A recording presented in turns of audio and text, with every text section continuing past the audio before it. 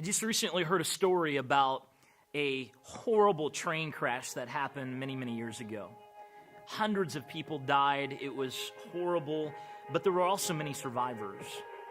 And there was a story that a police officer told that when he went to the scene of the crash, there was a man that had obviously been in the crash. I mean, his clothes were torn up, he was bleeding, and he kept walking on the tracks by the train that had just gone off the track, and he kept walking up and down the track saying, my instruments, where are my instruments? If I only had my instruments. And the police officer thought, man, this guy must have hit his head. Is he looking for his guitar or his drum set? Or, what's he talking about? Why is he so concerned about his instruments?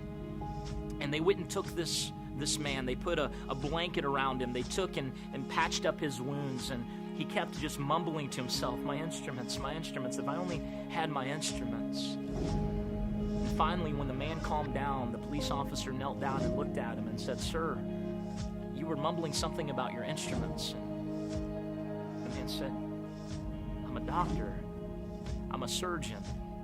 And I saw all these bodies laying there, and I couldn't do anything because I didn't have my instruments. I didn't have anything to help them, and I felt so helpless. I couldn't do anything.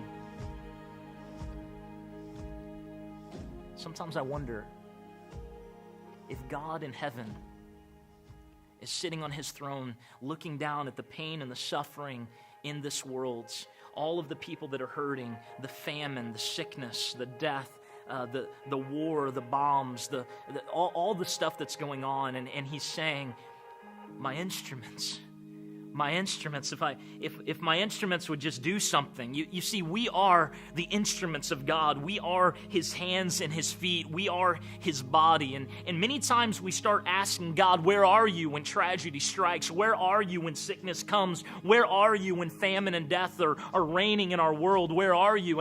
And sometimes I feel that God is saying the same thing to us. No, where are you? You are my people. I have chosen to put my power and my life inside of you. You are my instruments. You are my hands and my feet.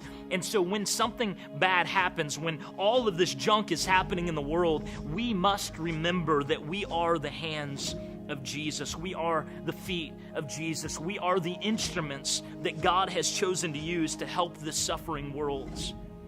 And so may we not only ask God, where are you? But may we say, God, I am here, and I am ready to be used by you as your instrument in your hands. Use me wherever you want. Use me wherever I'm needed. And may we offer our lives to him so that just like that surgeon who was crying out for his instruments, in that same way, when God cries out for us and asks, where are we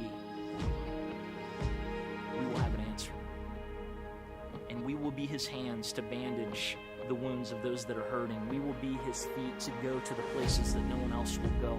We will touch those that no one else touches. We will love those that no one else loves. We will help heal the wounds of broken hearts and broken souls. We will take people that are abused and hurting and begin to heal them and love them so that they can flourish once again. You see, that's what Jesus' dream was for the church. To be his body, to be his hands and his feet, to be his instruments in this world. And so may we quit looking around and asking, God, what are you doing and where are you? And may we get up off of our chairs, out of our pews, and actually become the hands and the feet of our Savior, and become the instruments in God's hands that he can use to change this world. You and I, it's time for us to get to work.